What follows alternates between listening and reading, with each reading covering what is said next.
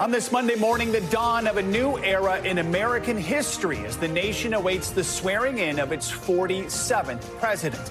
Later today, Donald J. Trump will take his second oath of office. Frigid temperatures pushing the ceremony inside the Capitol Rotunda. Republicans set to take control of both the House, White House, and Congress. The curtain opens on his new administration as emotional scenes come out of the Middle East. 3 Israeli hostages freed from captivity. The long-awaited ceasefire deal takes hold. Back home, a TikTok back and forth that rattled millions of users over the weekend. The popular app is back, but its future still up in the air. Got team coverage all morning long right here on NBC News Now. This is Inauguration Day 2025. Good morning. Good to have you with us on this busy Monday. I'm Joe Fryer. Savannah will join us in a moment. In just a few short hours, Donald J. Trump will take the oath of office, and the 45th president will become the 47th president of the United States. He's become only the second president to ever serve non-consecutive terms in the White House. The first was President Grover Cleveland, whose second term began back in 1893.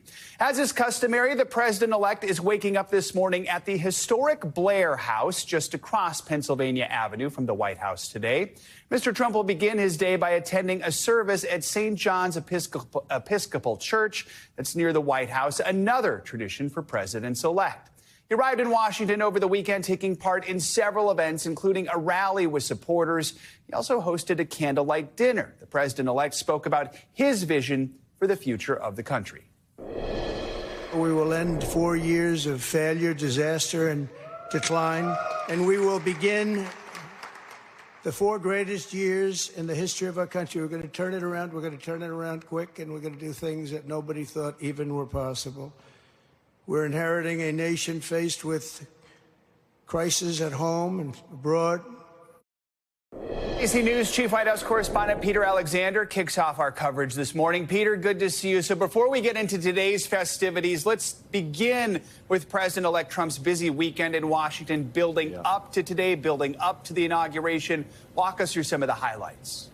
Yeah, President-elect Trump arriving in Washington over the weekend on Saturday, being celebrated by many friends, allies, and others at his golf property in Virginia. A fireworks show punctuating that event as he greeted many people, the faithful. And I'll tell you, having traveled into Washington, D.C. from out of town, there are tens of thousands of MAGA faithful who arrived here over the course of the last several days, many of whom are still trying to sort out exactly how they're going to get an opportunity to celebrate his arrival. 250,000 ticketed individuals were expected to be, many of them on the mall. The mall now effectively open, but nothing to do there. There are no jumbotrons. Only 20,000 fit in the Capital One Arena, where the president last night hosted a big rally, at times, excuse me, dancing with the village people as well as part of the festivities. And here's part of what he told the assembled crowd there. Listen.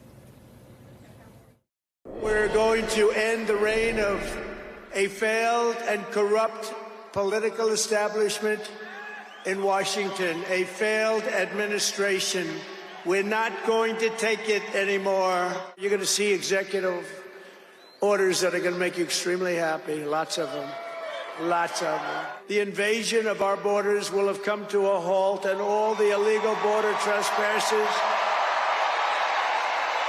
will in some form or another be on their way back home. That was the incoming and former President Donald Trump as he prepares to arrive as President of the United States once again. As you noted, Joe, this morning, a lot on tap for him. He wakes up really only a matter of steps from here at the White House, at the Blair House, before a quick visit to the St. John's Church a short block away. And then he'll come here to join the Bidens for a tea, a tradition that, of course, when he departed before the inauguration last go around, he did not share with the Bidens then. So, Peter, obviously the ceremony inside, because it's really cold. I don't need to tell you that, but I'll let you put on your weather reporter hat, describe the conditions to us, and then talk more about the actual ceremony, what we're going to see later on this morning. Yeah, Joe, I owe you for my Christmas gift. This scarf is going to get a lot of good use today. This is going to be a cold one as we get started on this Monday. Morning temperatures, wind chill in particular, are expected to dip into the single digits over the course of the day, likely to hover around 20 degrees. Cold enough that Donald Trump, of course, late last week announced that everything would be moved inside. That means the parade down Pennsylvania Avenue would become a festivity at Capital One Arena. The only reason they could make that happen so quickly, frankly, was because he had a celebration already scheduled to take place there last night. So you have the inauguration, the speech, all the traditions you're used to seeing, not done since Ronald Reagan's second term in 1985. Those will be taking place inside the Capitol Rotunda before he ultimately comes here after that celebration at Capital One Arena. Then there's that quick transition, of course, Joe. They got to move out all the Biden stuff, move in the Trump stuff very quickly. As you note, the Trumps are familiar guests at this place, and they will return to the People's House in only a matter of hours from now. That transition always amazes me, the moving that happens there. And Peter, I'm glad the scarf is keeping you warm. Let's talk about what happens then after that. Trump has teased all sorts of executive orders he plans on signing right away. What can we expect? Yeah, that's exactly right. Now, this reporting is evolving right now. The latest information we have from multiple transition officials is expect at least 50 executive actions to take place. Recognize executive actions. Some of them can be a bit legally dubious. They may not have the same force of law, but the president has made clear, his aides have made clear, as he communicated to Kristen Welker, our colleague as well, that he is hoping to have a record-setting number of these, more than Americans have ever seen in history. A lot of them are going to focus on issues that he has complained about through the course of the campaign, most notably the topic of immigration, with NBC News learning that there had been initial plans made for some of those mass deportation raids to take place, perhaps as early as tomorrow. The reporting on that changing, perhaps, that may say they are holding off on it right now. He's going to try to roll back many of the things that his predecessor, Joe Biden, did as it relates to climate change initiatives, the anticipation that he will pardon some January 6th rioters today as well. He has a lot on his plate. And Joe, just to give you a sense of sort of the pomp and ceremony of the day, we're expecting that some of those executive actions he will sign on stage at Capital One Arena only a matter of hours after taking the oath. All right. Peter Alexander, stay warm, my friend. Good to see you. Let's continue this conversation with NBC News senior national politics reporter John Allen. John, good to see you. It has been a roller coaster 4 years for President-elect Trump. Put it simply, you had the January 6th riots, all the legal cases he faced, including a conviction in the hush money trial, yet he was ultimately reelected to office. Amid all that, where does he begin his second term? What does the snapshot of this moment reveal? Yeah, and Joe, I would also just add to that list of things that he survived, of course, a gunshot wound to his ear in the Butler, Pennsylvania rally back in July. So where does he come in for a second term? He comes in as a president who is seasoned by 4 years in the office and 4 years out of it, thinking about what he'd like to do when he comes in. He has learned lessons from the last time he was president. The people around him have learned lessons. We will see, I think, pretty quickly here, what he takes from those lessons. We're going to see, as Peter said, a flurry of executive actions. He is walking into an office that is, structurally strengthened since the last time he left it. The Supreme Court having ruled that a president cannot be held accountable legally for anything that he does in office connected to his official duties, which frees a president from the fear of future prosecution. So we'll see how that emboldens him in terms of testing the legal limits on the presidency. But this is somebody who definitely knows what he wants to do coming into office. And John, you mentioned all those executive orders. Immigration seems to be at the top of the list. What can he realistically accomplish on day one when it comes to the issue of immigration? Yeah, I mean, I would not be surprised, Joe, if we saw raids today, if we saw efforts to begin deportations today. Certainly, there's not going to be much time between him being sworn in and that effort starting. It's something that is, very graphic, very visible, very visual, and tangible for a base in his party that has been calling for that for many, many years. In fact, the first speech he gave as a politician launching his campaign for the 2016 Republican nomination.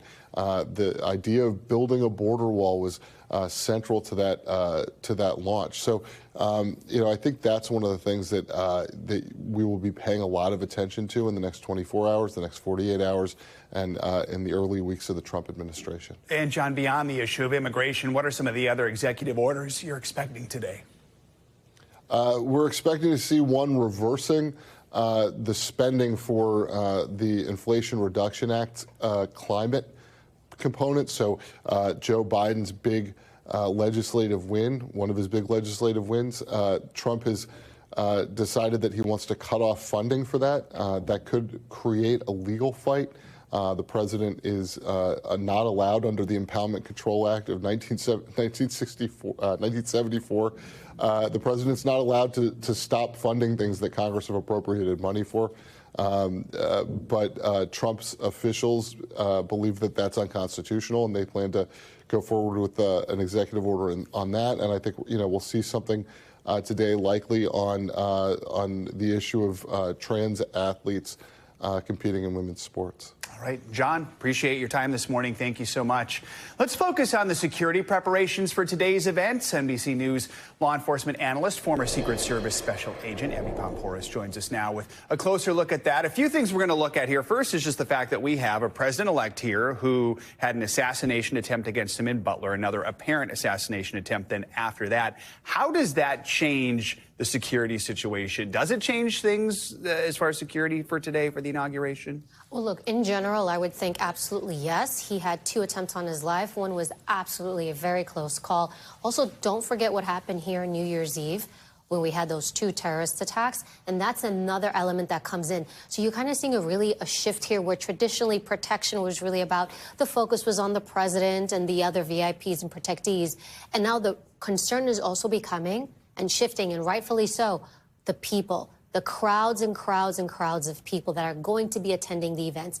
Although it's been moved inside, you still have that concern. Yeah, I want to ask you about that. So it's moved from outside to in. I have to imagine that does make security easier. Is that true? And what are some of the challenges that could also present? So it does and it doesn't. It makes it easier in that it's easier to protect the president and the other protectees. You're in an environment, always think it's contained. There's walls around. I can funnel people through checkpoints. I can clean the area. I can keep it secure. So as far as the president and the other VIPs there, yes, that's a good thing. But still, crowds are still expected to gather. And so I think where a lot of attention is going, where I don't think it has traditionally gone, is the outer perimeter. Helicopters are up. They're looking at vast distances, vehicles being left unattended, anything going on the ground, because a big concern are the crowds of people that are going to be gathering, because now you are responsible for them as well. Yeah, talk about how big of a challenge that is when you have all these people coming from the outside to visit the city, hundreds of thousands of people, a lot of events still going on. Some have been pulled back or curtailed a little bit, but still, there's a lot going on in the city right now, and that's going to keep everyone very busy when it comes to security, right? It's actually really hard. Yeah. It's a really hard thing because you're trying to keep all these people secure, and you don't know if it's going to be an orchestrated attack. And if it is, hopefully there's rumblings, you'll hear about it through the intelligence line. But then there's these lone wolf attacks that we've seen, and these are really difficult to predict. That's a concern. But you know what? They're bringing in a lot of manpower. In fact, yesterday I saw on X, Miami PD is sending their law enforcement officials. So you're really seeing everybody coming together in this umbrella of we really need to lock things down and keep people safe. Because if something were to happen, just the repercussions of what that means for other events and our individuals, Americans being able to get together to celebrate events, it really is going to have detrimental effects. All right. Evie Poumpouras, appreciate your expertise this morning. Thanks for joining us. We turn now overseas to the Middle East in another major story. One day in, the long-awaited ceasefire deal between Israel and Hamas does appear to be holding. 3 Israeli women taken hostage by Hamas during the October 7th attack were returned to Israel on Sunday. They reunited with their families and friends after 471 days in captivity. An NBC News crew in Gaza witnessed the handover of the hostages from Hamas to the Red Cross. The women were then transferred to the Israeli military and brought to a hospital for medical evaluation. Now, in exchange for the hostages, the first of 90 Palestinian prisoners were released earlier today, as negotiated in this complex three-phase deal. More hostages and prisoners are expected to be released in the coming days. NBC News correspondent Danielle Hamamdjian joins us now from Tel Aviv with the latest. Danielle, good morning. So talk about, first of all, how are these released hostages doing? What do we know about their conditions? Yeah, good morning. And one can only imagine what it's like being their parents this morning, not only waking up knowing that they're alive, which they didn't know for 470 days, but that they can actually take these women in their arms. And over to Gaza for the first time in a very long time. The skies over the Gaza Strip are quiet and clear. No Israeli drones, no Israeli fighter jets. How long will this last? No one really knows, but the focus is on taking this an hour at a time, one day at a time. As you mentioned, the women had an initial medical assessment and were reunited with their families, and some really emotional pictures there, looking at their reunion with their mothers. Now, of course, at a distance, they seem well. They're on their feet. They're smiling, but that's on the surface. There will be, of course, further tests to be done, the psychological implications of being in captivity for well over a year. I mean, it's complex, it's delicate, and that'll be of great concern. The medical staff have been preparing for this. They knew more or less how to prepare. They've been through this before, back in November 2023, but more than a year has gone by, and so they did not know exactly what to expect from what condition to expect these hostages in. Emily Damari, who is 28 years old, she is a British citizen. She was seen with a smile on her face, her bandaged hand, having lost 2 fingers on the day she was abducted, October 7th. She was shot that day. She is from Kibbutz Kfar Aza. She was abducted, and she was seen, smiling yesterday. And her mom, in a statement, said this morning, Emily is doing much better than any of us could have anticipated. So good news there. Absolutely, Danielle. I mean, you're right. The images of these women embracing their loved ones, it offers a glimmer of hope after so many months of uncertainty and despair for these families. But we do have to keep in mind there are many more hostages whose families are awaiting their return. Talk about the timeline for the release of more hostages, including the 3 American hostages presumed to still be alive.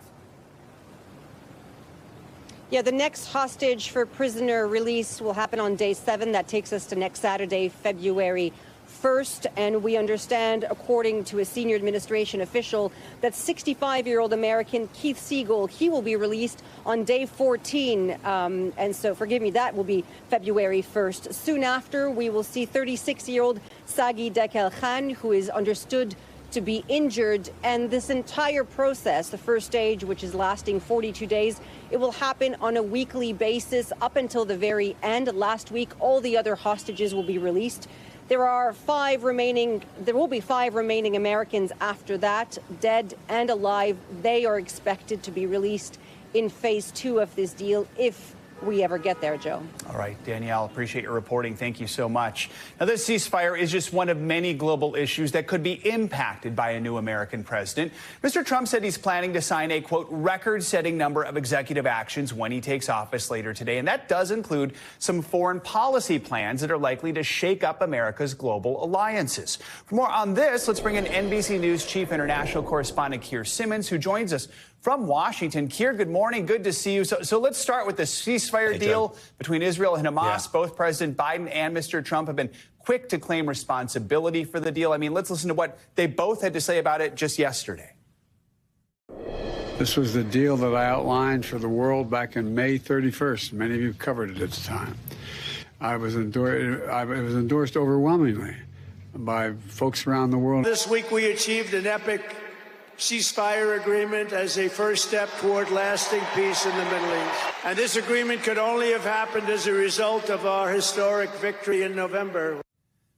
So, Kier, what can you tell us about America's involvement in these negotiations? I mean, is it clear that either administration deserves more credit in these negotiations, or is it just fair to say in their own ways both administrations did play some role here?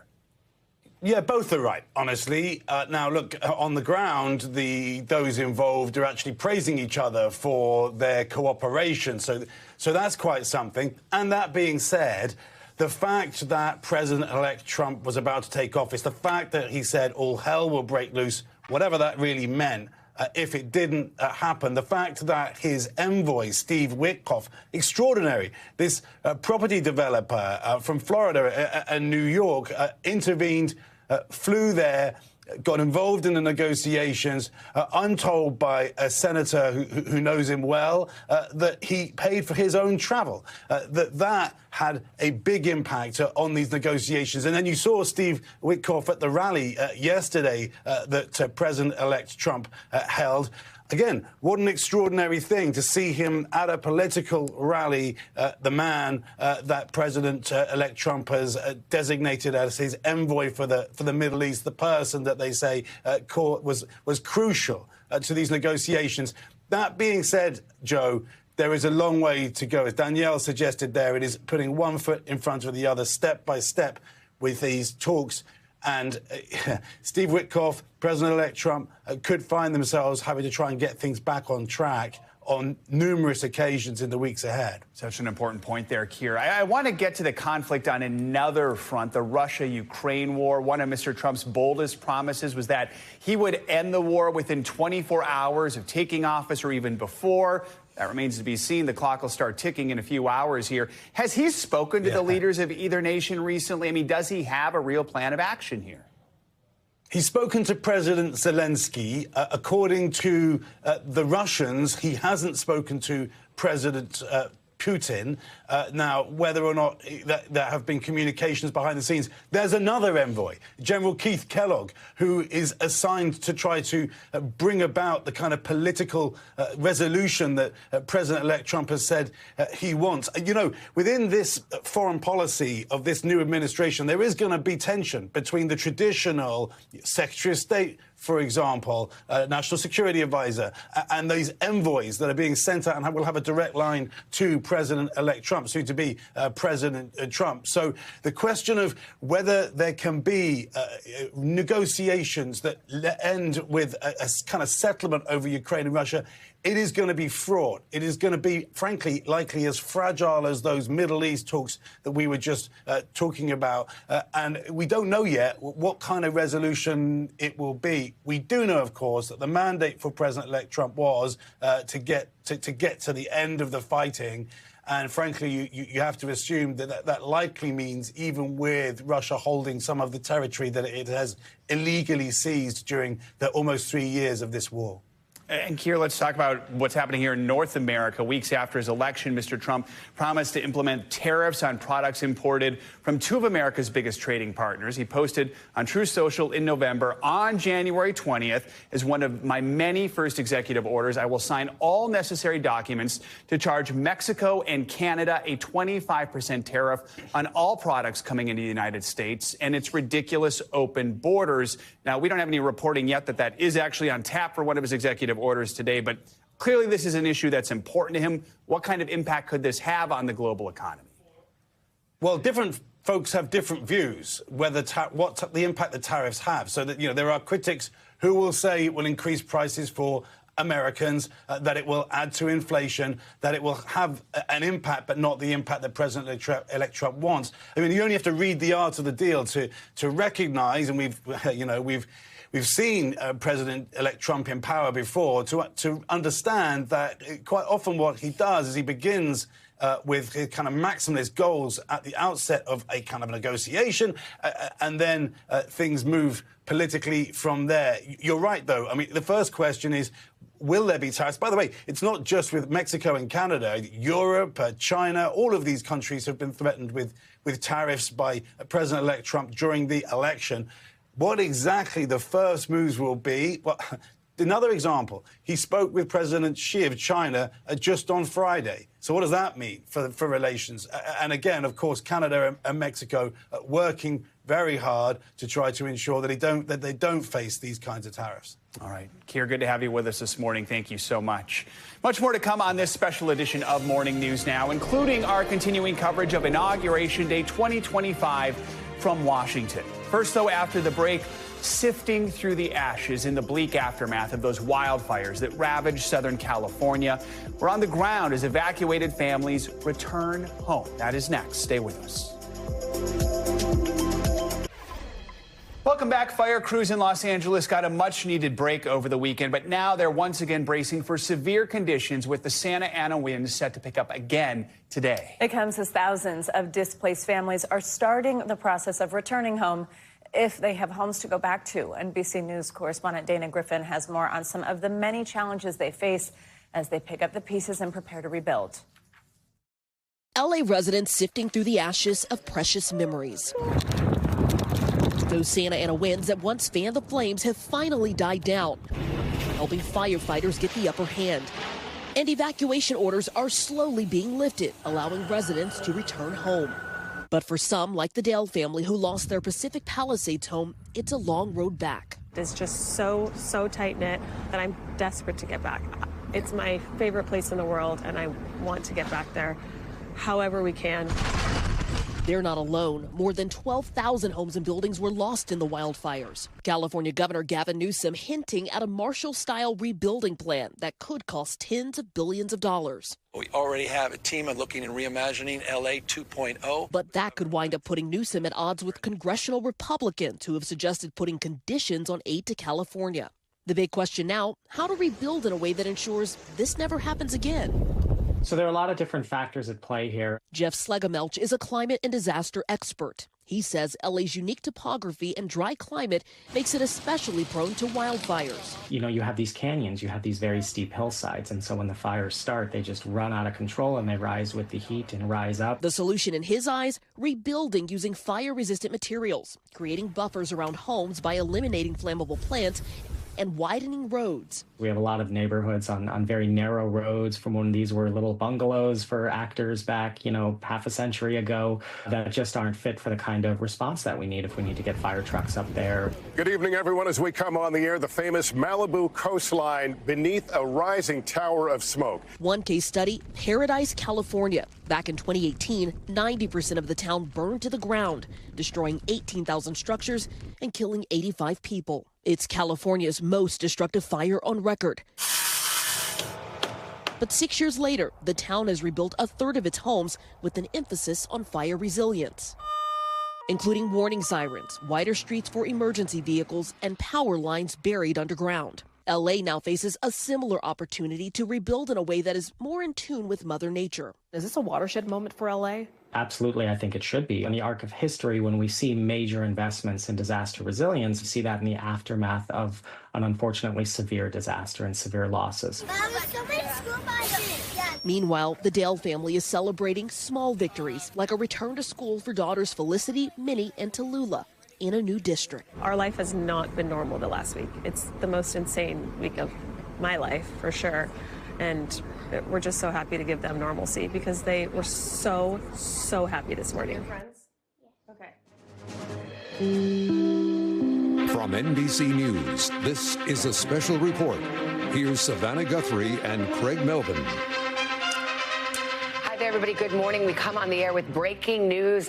President Biden, in his final hours, his final morning in office, has issued several high-profile pardons. Among those pardoned this morning, Dr. Anthony Fauci, General Mark Milley, and the members and staff who served on the House committee that investigated the January 6th attack on the Capitol, including Liz Cheney. And police officers who have spoken out as well from the Capitol Police. Let's go right to Chief White House correspondent Peter Alexander. This just broke 10 minutes ago. Peter, what do you know?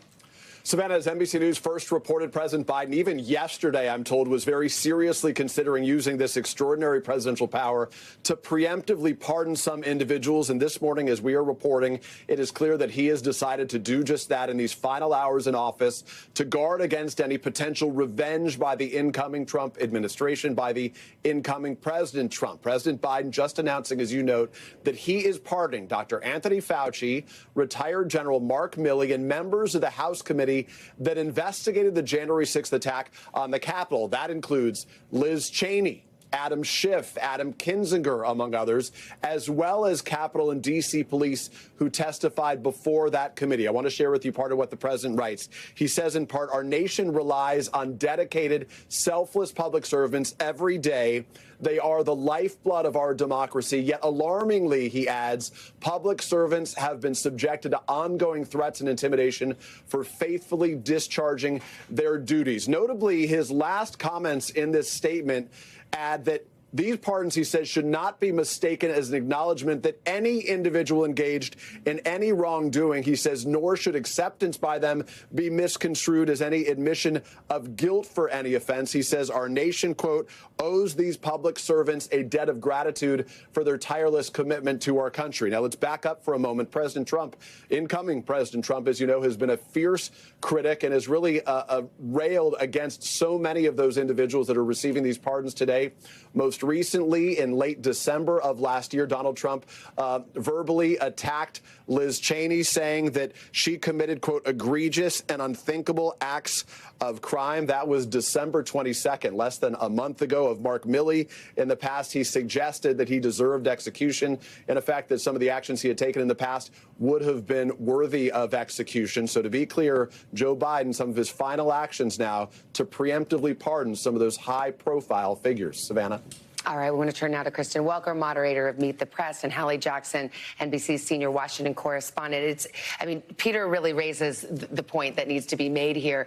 There were sometimes explicit, sometimes implicit threats, serious threats against Liz Cheney, Mark Milley, and others by Trump or by members of his team. So this pardon potentially has real-life consequences for these individuals. It absolutely does. When I interviewed President-elect Trump in December, he was quite clear. He said, I think members of the January 6th committee should go to jail. He did not mince words. I said, you think Liz Cheney should go to jail? He said, yes. Never said what the crime was, by the way, and since then has not laid out the crime. What's notable is that you have committee members like a Liz Cheney, like Senator Adam Schiff saying, we didn't do anything wrong. We don't want a pardon. But here's the key thing to know. Once the president issues these pardons, that's it. You don't get to reject it. The pardon is there. And so this is a significant historic moment because it speaks to the concerns about the threats of legal repercussions that the January 6th committee and all of the other folks, General Mark Milley, might be facing. Remember that tweet? You said not sometimes threats very clear against Mark Milley, saying that he should, in effect, be executed for treason. So this is a significant moment because I think it does underscore the very real concerns about what might happen. And again, how all of this unfolding in just the last 10 minutes, I know we don't probably have a great deal of reaction from some of these folks who've been pardoned yet, but are we hearing anything at all from? A little bit. I can tell you that I just spoke with somebody connected to the events of January 6th who is subject to receiving this pardon, who said that it was one of the lines that President Biden talked about, that these individuals did nothing wrong, that really resonated with this person who only found out about this sort of through the grapevine, has not officially heard from the White House yet, just in the overnight hours here. So to your point, Craig, this is all moving quickly. It is not altogether unexpected. Kristen talks about this being a significant legal point, a significant legal milestone. It is also significant politically. Remember that one of the things that Democrats campaigned on for months was this idea that President-elect Trump, who was then a candidate, could enact political revenge on people he considered quote-unquote enemies. Remember that his incoming FBI director, if in fact Kash Patel is confirmed, wrote a book and in it put an appendix of dozens of people who he described as members of the deep state, which also raised that concern. Kristen, you're reporting this morning on confirming that there will be more than 50 people who may have their national security clearances revoked because of concerns raised about their involvement in sort of tossing down the Hunter Biden laptop story. So there's a lot here that I think Democrats are concerned about. It's not an unexpected move, but it is a big deal by President Biden. On a day like this, that rare day when we have two presidents in one day, we have President Biden issuing pardons on the way out, President-elect Trump saying he may issue some pardons on the way in. You hear about executive orders. Just to be clear, this pardon power that the Constitution provides the president is sweeping, it is complete, and it cannot be undone by the next president. So if you're wondering, could President Trump unpardon those pardons today? No. No. The answer is no. That concludes this NBC News special report. Stay with NBC News for more throughout the day. We'll return most of you now to the Today Show.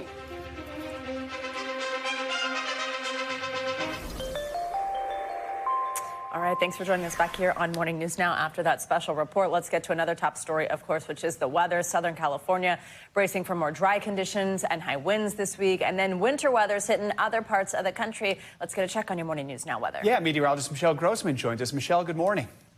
Good morning, guys. Yeah, a lot going on in the weather world because we are looking at critical fire conditions once again, extreme in some spots. 13 million people in Southern California once again facing the fire risk, especially this afternoon into Wednesday. We're looking at winds gusting up to 100 miles per hour. This is a offshore wind, a drying wind, and we're looking at the ground just so exceptionally dry with single-digit humidity values in the air as well. So we have a PDS. That is a particularly dangerous situation. It's really a warning from the National Weather Service telling that the conditions are extreme, and that's what we have, especially where you see that darker red, that maroon coloring, places like Fillmore, Santa Clarita, Mount Wilson, looking at the chance for some really extreme conditions. Could see some downed trees with really gusty winds and also some power outages.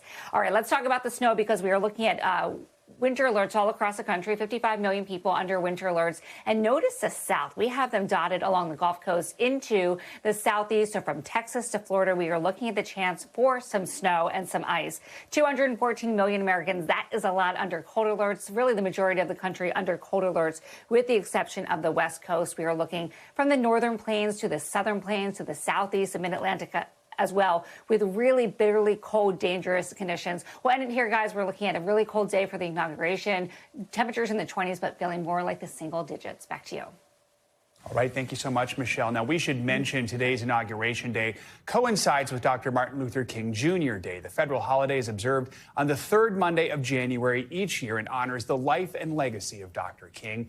Many Americans will spend the day volunteering or feeding the hungry, while places of worship will hold prayer vigils. Today, many offices and services are shuttered. That means most non-essential government offices, major bank branches, and delivery services will not be operating.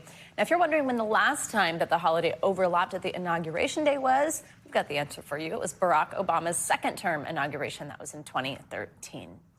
And coming up, we're going to take you back to Washington. Yeah, we're going to have a look at how Capitol Hill is preparing for inauguration ceremony unlike any other.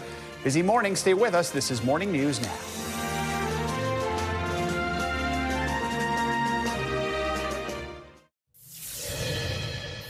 Welcome back. Here is a live look at the U.S. Capitol. It just looks cold out there, doesn't it? In just a few hours, Donald Trump will be sworn in as the 47th president of the United States. Of course, usually that ceremony takes place on the west front of the Capitol with thousands and thousands looking on. Today, that ceremony will take place inside because of snow and freezing temperatures in D.C.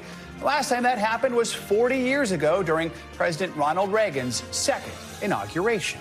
We got NBC News Now anchor Tom Yam is joining us from inside the Capitol where the ceremony has moved to. Tom, good morning. So, of course, as Joe mentioned, tradition that this is outside on the Capitol's west front. Now that it's indoors, give us a preview of what it's going to look like. How does it change what, who will see?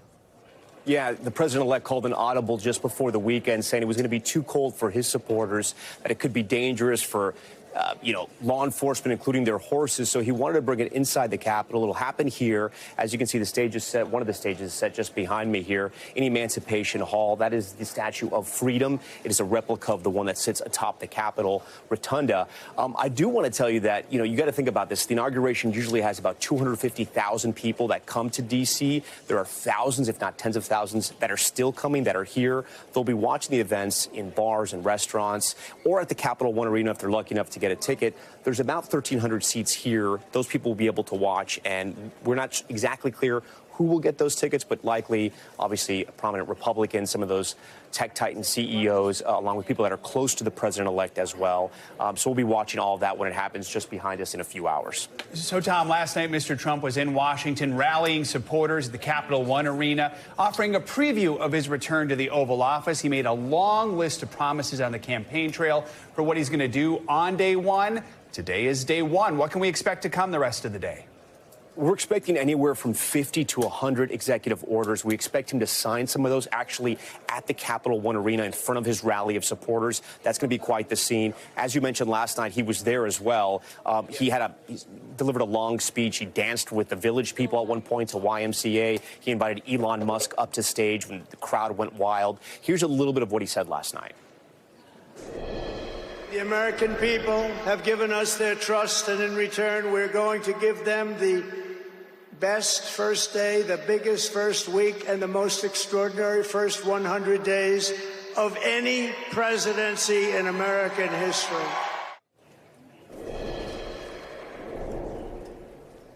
So we'll have part 2 at the Capital One rally later tonight. We expect that to start somewhere after the 5 o'clock hour. He's going to be here for several hours after he takes the oath of office. Guys? All right, Tom Yamas, thank you very much.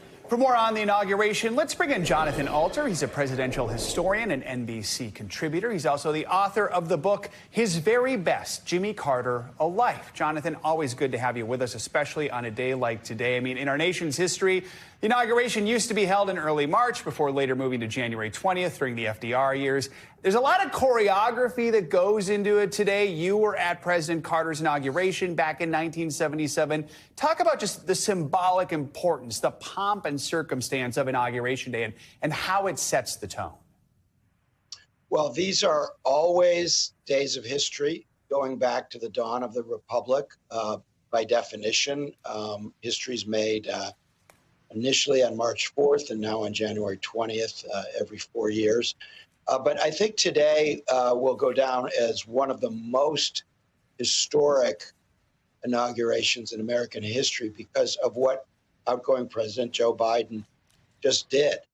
So the only inauguration I can really compare it to is 1981, when Ronald Reagan was sworn in just as the American hostages in Iran were about to be released. So it was actually during the inaugural festivities that Iran allowed those hostages, the plane they were on, to clear Iranian airspace. Outgoing President Jimmy Carter had stayed up all night, slept on a couch in the Oval Office for just a few minutes as he negotiated the release of those hostages. So we had something similar happen in the last couple of days, but then which almost matched, the sense of what happened in 1981. But then this morning, these historic pardons, which really reflect just how fragile our democracy is, that President Biden felt obliged to issue pardons to a whole series of individuals who had literally done nothing wrong. There was no alleged crime that they could possibly have committed. But he was so concerned about President Trump acting in an extra unconstitutional way, extra legal way in sticking his prosecutors on them that he decided to pardon them. This is a historic decision by President Biden and will be viewed that way by future generations. Jonathan, if I could also ask you what we just heard from Mr. Trump a moment ago there in that sound when we were speaking with our colleague Tom, him referencing this would be the biggest first week for a president in American history, with what we anticipate being somewhere between 50 and 100 executive orders, anything from the border, climate, undoing Biden regulations, TikTok even. Walk us through what today could look like and put it in context just in the history books for us. What typically happens on this day? How much does a president get done immediately? Well, it is a tradition for a president to sign at least some executive orders on Inauguration Day. We don't know exactly how many President Trump will sign or how far-reaching they will be. Many of them will be challenged in court. Others, my understanding is they've been written carefully enough that they are perfectly legal exercises of his power as president. So I think from the start, you might remember that during the campaign, candidate Trump said that he wanted to be a dictator on day one. And he always added, and sometimes, his critics didn't hear this part, just day one is what he said. He didn't claim that he wanted to be a dictator for good. So I think what he was looking for were these executive orders and very ambitious first 100 days in the style of Franklin Roosevelt. I wrote a book about Roosevelt's first 100 days, and it'll be a lot for Donald Trump to match that. All right, Jonathan Alter, always good to have you with us. Thank you so much. Well, Donald Trump is being sworn in his second term at 78 years old, but his presidency, of course, are going to impact many in the generations that come after him. The 2024 election called into question many experts' theories about Gen Z's political preferences, because we saw a sizable red shift across college campuses and among the youth vote. NBC News exit polling showed President-elect Trump getting a boost in support from first-time voters. He actually carried 55% of first-timers in 2024. Back in 2020, he only got 32%. Quite a shift there. NBC News Stay Tuned correspondent Marquise Francis joins us now from Washington with more on this relationship between President-elect Trump and Gen Z. Marquise, very good to have you on with us. Thanks for joining us. So many experts here, they were under the impression that Gen Zers were super progressive. I think that's kind of been a stereotype for a while, but we mentioned that theory kind of flipped on its head during the election. I know you've been talking with a lot of young voters. What have they been saying they are looking for, I should say, from President-elect Trump over the next 4 years? Yeah, Savannah. I mean, for so long, we've been hearing Gen Z is the party of protest and inclusiveness, especially after the summer of 2020. And a lot of people thought that would carry over into last year's election. But what we actually saw was a stark gender divide, with young men going plus 16 Trump and young women going plus 18 Harris. And after embedding with young Republicans and young Democrats all over New York City, young Democrats feel as though the party needs a total rebrand. And young Republicans, of course, are in a celebratory mood. And they hope Trump actually delivers on his promises, especially when it comes to immigration, the economy, and making the country strong. And I talked to one young Republican, Chris Bray, a 19-year-old and a member of the New York Young Republicans, and he believes Trump will unite the country. Take a listen.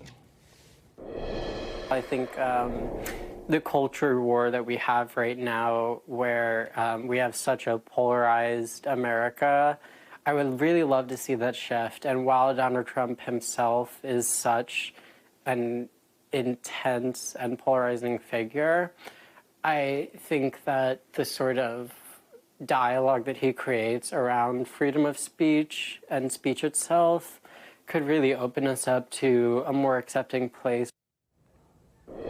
Yeah, that idea of freedom of speech and opening the country to more ideas and more voices, that's something consistent that I've heard from Republicans. Of course, Democrats feel as though it also opens itself to hate speech and such things, but two different trains of thoughts. But a lot of people are hoping for change, and they just have different ways of getting there. Of course, Marquise, there are still plenty of progressive Gen Zers. What are you hearing from young Democrats?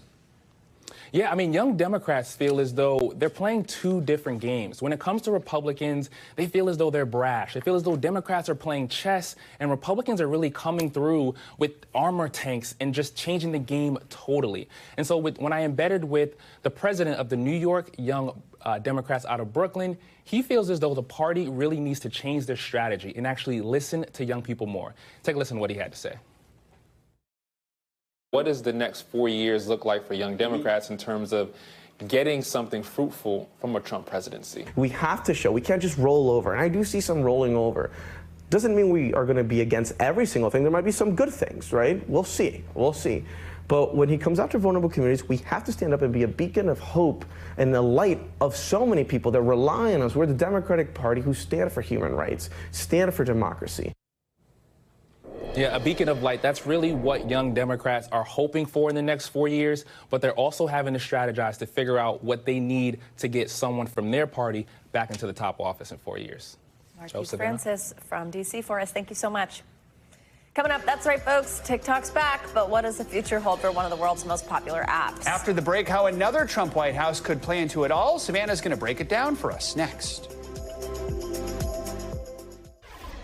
We're back now with the latest on what's happening with TikTok after a roller coaster few days for the platform. The app went dark over the weekend, then service was restored after President-elect Trump announced that he will sign an executive order today that extends the period of time before the ban does take effect. Service was blocked to TikTok's 170 million American users in the wake of that Supreme Court decision Friday, which upheld the law that allowed the ban to go into effect.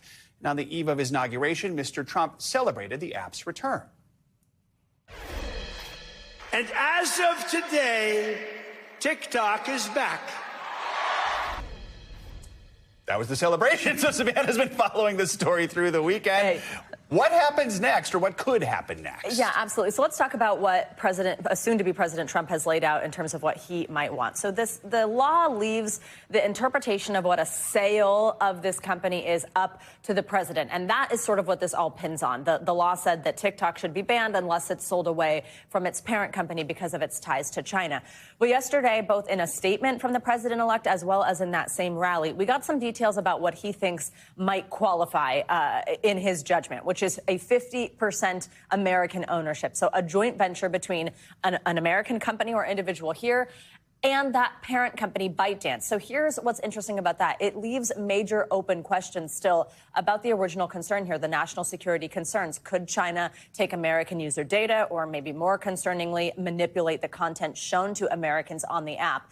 If there's still 50% involved, how will something like that be taken care of? Trump has said he is going to look at this seriously. He's going to really take a look at exactly how he can protect national security while keeping this app going. Now, TikTok, for its part, has been effusively thanking a soon-to-be President Trump, calling him President Trump already in these notifications that are going out to 170 million American users. You can see right here, we thank President Trump for providing the necessary clarity and assurance to our service providers. We also will start to probably see some type of bidding war. Trump alluded to that last night at his rally. He said we'll see a lot of bidders, was his quote. That could look like Elon Musk. That could look like billionaire Frank McCourt, who has paired up with Kevin O'Leary from Shark Tank. Y'all probably know him, Mr. Wonderful. Do we start to see all of these people come out of the woodwork with proposals to take a 50% stake in TikTok? It remains to be seen exactly how a process like that would work. And again, we will be waiting to hear the national security concerns and how those are abated. And whether that debate picks up back again, too, in these coming days and weeks. And a reminder that it all started, really, with Trump. He signed an executive order trying to ban TikTok back in 2020. That was blocked by a court order. And now here we are. He's saving it. The TikTok flip-flop. All right, coming up, like that. shedding the costs. After the break, how the outgoing Biden administration is looking to bring down the cost of those wildly popular weight loss drugs like Ozempic. That's up next. Stay with us. Welcome back. We want to turn to some big news that could lower the cost of those wildly popular weight loss drugs. Yeah, on Friday, President Biden added Ozempic and Wegovy to the list of medications that will be included in the next round of price negotiations between Medicare and drug makers. It's part of a Biden administration initiative to make some of the most expensive medications more affordable for patients and for the government. For more, let's bring in NBC News medical contributor Dr. Natalie Azar. Dr. Azar, good morning. Thanks for joining us. How much do these weight loss drugs typically cost, and what could this mean for that price? Yeah, absolutely. So right now, the ticket price for most of these medications on a monthly basis is at least $1,000. Between 2023 and 2024, Medicare spent over $14 billion to cover the medication for over 2 million of its enrollees. So a huge, huge benefit to those individuals if this now would be covered. It is kind of stunning, Dr. Azar, just how many Americans are already using these drugs, isn't it? Absolutely. Since 2019, there's been a 400% increase in individuals who've used the medication. 1 in 8 adults has used the medication, and it's anticipated to be a $100 billion industry by the year 2030. As many experts have said, the GLP-1s are having their statin moment. More individuals in this country are eligible for GLP-1s than are even eligible for statin medications, which are used, of course, to treat high cholesterol. It seems like these medications have the potential to do a lot more than just help people lose weight. I feel like we're constantly seeing new headlines about good news we're seeing out of how these impact patients. How might they be used in the future? Yeah, that's right, Savannah. So there are really dozens of studies that are looking at the benefit of GLP-1s in a whole array of illnesses, from kidney disease to liver disease, mental health, substance abuse disorders. The medication, as we know, is approved to treat obesity and overweight, type 2 diabetes, lowering heart risk. Zepbound was even approved to treat sleep apnea. So I think the sky is really the limit here in terms of where we're going to see an impact of these medications, not just by reducing weight, but also by reducing inflammation, which is a driver of so many chronic illnesses, guys. So important and really just fascinating the more that we learn about these drugs. Dr. Azar, thank you for joining us. That is going to do it for this hour of Morning News Now. Stay with us, though. The news continues right now.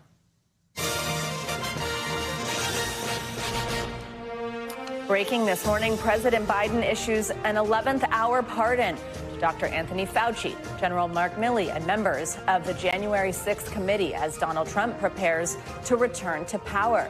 The decision comes just hours before Mr. Trump is set to become the second president to serve non-consecutive terms. And as the nation's 45th president prepares to become its 47th, he will also be the first president who is a convicted felon. Today's ceremony will be the first time in nearly 40 years to take place inside over concerns frigid cold temperatures would be dangerous. President-elect Trump is expected to hit the ground running, signing more than 50 executive orders today. The curtain closes on 4 long years of American decline. We're going to stop the invasion of our borders. We're going to reclaim our wealth. And we are going to make America great again. Good morning. Thanks for joining us on this historic day. I'm Joe Fryer. And I'm Savannah Sellers. We're happy you're here. We have team coverage of today's inauguration, of course. NBC News Now anchor Tom Yamas is going to kick us off from inside Emancipation Hall in Washington. Emancipation Hall, we're just behind me. Donald Trump will take the oath of office for the second time, becoming our 47th president. He'll do it in front of the Statue of Freedom, which is a model replica of the one atop the Capitol. And the events of the inauguration, of course, moving inside because of the cold weather. We've also just received a few excerpts from the president-elect's speech where he says he will sign a series of executive orders, including, quote, beginning the complete restoration of America and the revolution of common sense.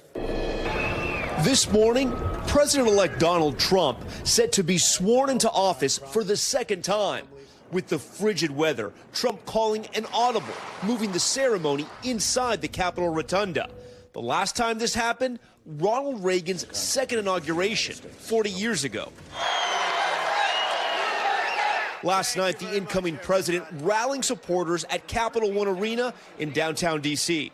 The American people have given us their trust, and in return, we're going to give them the best first day, the biggest first week, and the most extraordinary first 100 days of any presidency in American history. Previewing his return to the Oval Office. You're going to see executive orders that are going to make you extremely happy. Inviting on stage Elon Musk. We're going to do great things here. Thank you. Trump also dancing with the village people. But beyond the celebrating, the incoming president promises to get to work. Mr. Trump planning to sign more than 50 executive orders today, some right in front of a crowd of supporters at the Capital One Arena. Those orders including what Trump calls, quote, unleashing American energy and cracking down on illegal immigration, with the incoming president even considering declaring a national emergency on the U.S. border. By the time the sun sets tomorrow evening, the invasion of our borders will have come to a halt. And last night at the rally, Trump appearing to reference planned major immigration raids. And very soon we'll begin the largest deportation operation in American history, larger, even larger than President Dwight Eisenhower, who has the record. Meanwhile, on his final day in office, President Biden taking a trip to South Carolina, speaking to congregants at a church, and visiting the International African American Museum ahead of Martin Luther King Jr. Day. Folks, there's so much we can do. We've got to stay involved. Back in Washington, Trump supporters traveling from all over the country to be here to celebrate. With outdoor events canceled, many coming to D.C. just to watch it on screen. We're a little bummed about that, but you know what? We're just glad that we're going to have a good 4 years. On a usual inauguration, you can expect about 250,000 people in Washington, and there are thousands out here in the city, but a lot of them are going to be watching the events at restaurants and bars because everything obviously was moved inside and to the Capital One Arena later today. But we do think a lot of notables will be here, including some of those tech titans like Elon Musk, Mark Zuckerberg, and Jeff Bezos. Some people won't be here, including the former Speaker Nancy Pelosi and former First Lady Michelle Obama. Reporting from D.C., Tom Yamas, back to you. All right, Tom, thank you. Well, with just a couple hours to go until President-elect Trump is sworn into office, NBC News is told he'll be quickly setting the stage for a massive first day in power. Multiple officials familiar with transition planning say he will make good on several campaign promises. He plans to enact with a historic level of executive actions today. NBC News senior White House correspondent Garrett Haake has a look at some of those day one priorities. Hey, Savannah, Joe, good morning. Look, Donald Trump gave his supporters a roadmap during the campaign for what today would look like. He's now expected to sign a record number of executive orders starting here in the Capitol moments after he's sworn in. On day one of the Trump administration, the returning president wasting no time putting his agenda into action. Within hours of taking office, I will sign dozens of executive orders. A Trump campaign official telling NBC News within hours of taking office, Americans will see changes at a pace, quote, like nothing you've seen in history, signing more than 50 executive orders on key campaign promises. Everybody in this very large arena will be very happy with my decision on the J6 hostages, including pardons for January 6th rioters, ending travel reimbursements for military members seeking abortion care, and rolling back protections for transgender individuals. But it's immigration enforcement and border security that will see the most sweeping action.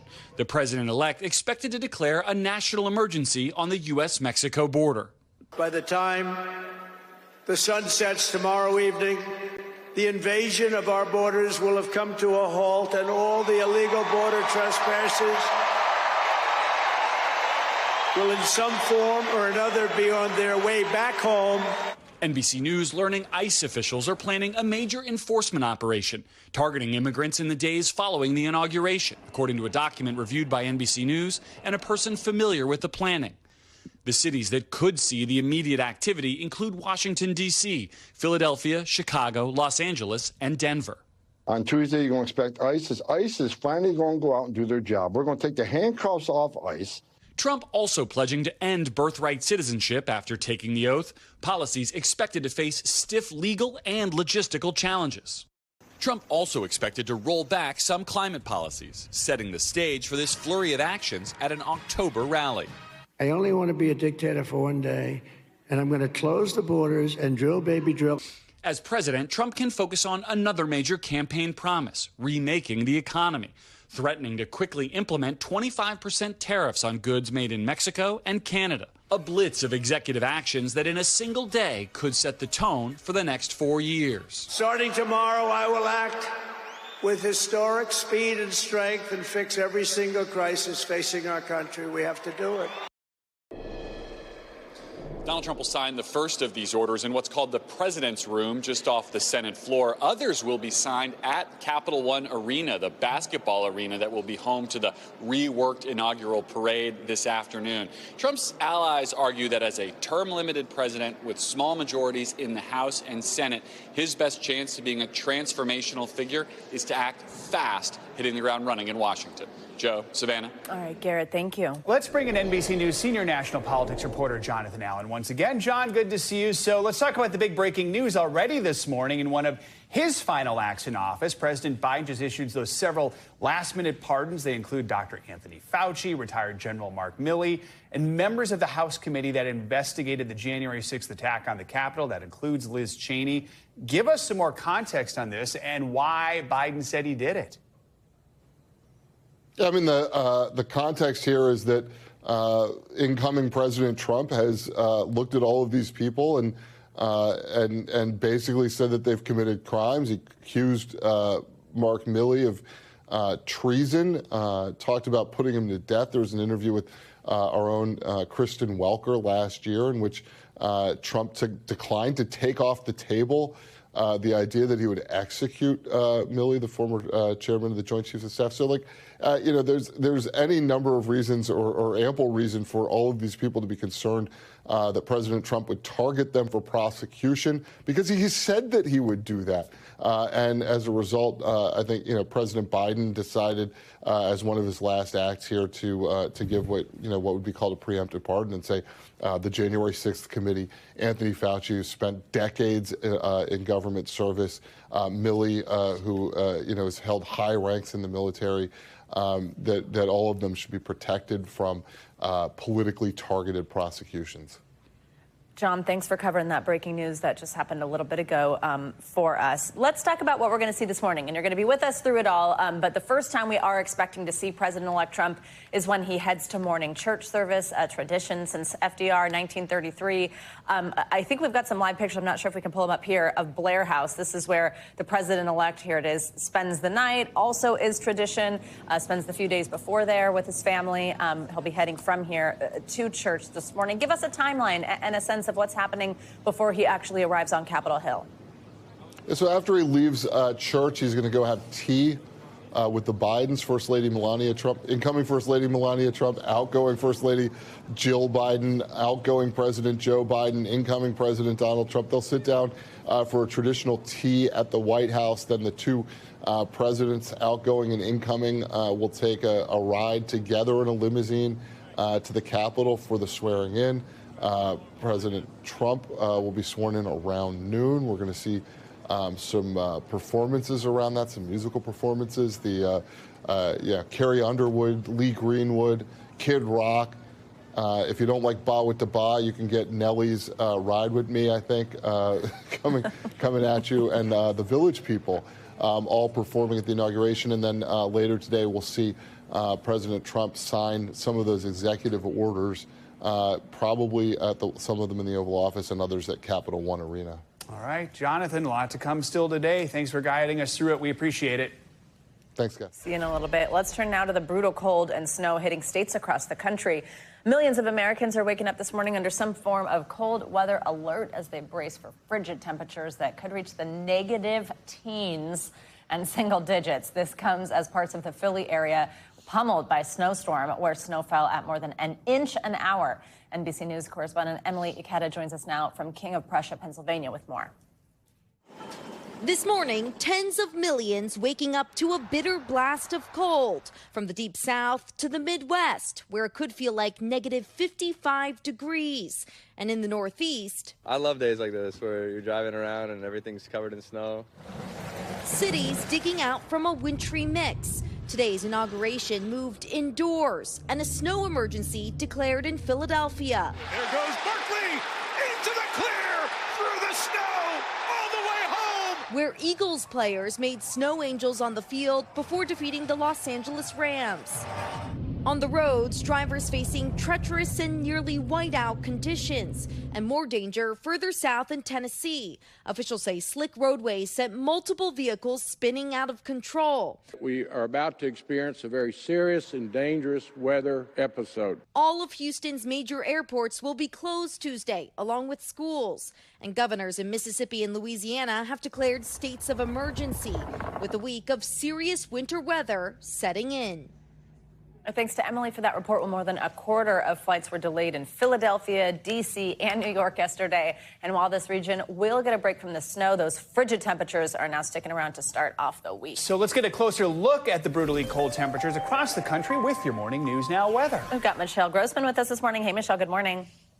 Hey there, guys. Yeah, it's going to be brutally cold for really most of us, with the exception of the West. We are looking at temperatures so far below what is average for this time of year, even 30 degrees below what is typical for January. We're starting out with cold weather alerts, also winter alerts. Winter alerts, 44 million people. And notice a lot across the South from Texas to Florida. And that's going to create some really tricky conditions later on today through Tuesday, and then a little bit of Wednesday as well. As far as the cold alerts go, 214. Everyone in the pink is under a cold alert, whether it's a cold weather extreme or advisory. And we're going to see feels like temperature is minus 55 in some spots. We're seeing those really cold temperatures this morning. As far as the inauguration weather goes, it's going to go down as one of the coldest inaugurations in history because we're looking at temperatures not budging, staying in the 20s by 12 o'clock, 24, 3 o'clock, 22. But notice the winds. Winds will be very gusty at 30 miles per hour. So you kind of combine those two numbers and we're going to see a wind chill. That's what it feels like to your body of 5 to 10 degrees. So that's going to be very chilly. Also, there's some snow on the ground, so that kind of makes you feel a little bit colder as well. That Arctic blast, a jet stream so far to the south allowing all this Arctic air to spill in. And look how far south it goes. We're looking at temperatures today into just the 20s in Oklahoma City. It's going to feel like 21 degrees there. Little Rock, it'll feel like 25, 40s in New Orleans, Houston, just 55 in Tampa, and it will feel like 12 degrees in Boston. It's going to stay put for the next few days as well. We're looking at temperatures only in the single digits in some spots. Chicago, wind chill tomorrow of 12 degrees, minus 12, the air temperature of 3 degrees, and those 30s extend all the way down to parts of the south. So now we're talking freezing temperatures in Baton Rouge, 32. So we're going to set the stage for some ice and some snow because an area of low pressure is kind of going to whiz on by. It's going to combine with that cold air to bring us some stormy weather. Steady warming, but not much, I would say, as we go throughout the rest of the week. We're looking at New York City, 20 on Wednesday, 26 on Thursday, just 31 on Friday, so still below freezing there. Let's talk about the storm that's to come in the south. We're looking at an area of low pressure that's going to combine with that cold air. It's going to bring scattered snow and ice there. And guys, we could see up to 6 inches of snow in some of the Gulf Coast states by tomorrow. Oof. All right. Well, you didn't have to tell us. We felt it this morning, but we appreciate it, Michelle. Thank you so much. Sure. We've got a lot more to get to this morning, including TikTok's return after briefly going dark in the U.S. The popular social media app is back online. We're unpacking the weekend's drama and what comes next for the embattled app. First, though, relief as the first wave of Israeli hostages is released and the fighting in Gaza does finally come to a pause. But how long could it last? We're live in the Middle East next. We are back with a major story unfolding in the Middle East. The long-awaited ceasefire deal between Israel and Hamas is underway and appears to be holding. 3 Israeli women taken hostage during the October 7th attack were returned to Israel on Sunday, where they were reunited with their families. In exchange, 90 Palestinian prisoners were released by Israel earlier today. More hostages and more prisoners are expected to be released in the coming days. NBC News Chief Foreign Correspondent Richard Engel joins us from Jerusalem with more on this. Richard, good morning. Good morning. More hostages are expected released, but not in the coming days. This is a very slow process. In fact, the next batch is expected not to take place until Saturday, and we don't exactly know their names. Hamas has said that women and children will go first, but the Israeli government only receives the exact list of names 24 hours before the releases. This is still a major point of contention. This ceasefire almost wasn't implemented because of this very fact. So this ceasefire is holding for now. It is extremely fragile, and those first 3 hostages who are released are now receiving medical attention, and they're surrounded by friends and family. These are the moments 3 Israeli hostages finally met their families. When 15 months of pent-up fear, heartache, hope, and uncertainty turned to joy. Romi Gonen was shot and kidnapped at the Nova Music Festival. Her mother, Mirav, was on the telephone with her and thought she may have been listening to her daughter dying. Daron Steinbrecher, a veterinary nurse, was ripped from her home by Hamas gunmen in Kfar Aza, a kibbutz near Gaza. Emily Damari, kidnapped from the same kibbutz, posting this morning, "I have returned to my beloved life." The hostage handover took place in Gaza City. Hundreds of Hamas militants gathered in the streets. For them, this was also a show of strength. The Hamas and Red Cross vehicles parked just yards apart. Hamas filmed it as well.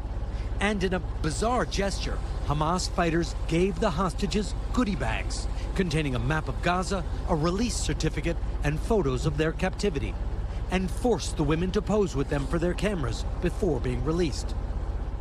After the transfer, the Red Cross drove the women out of Gaza, handed them to Israeli security forces and their waiting families.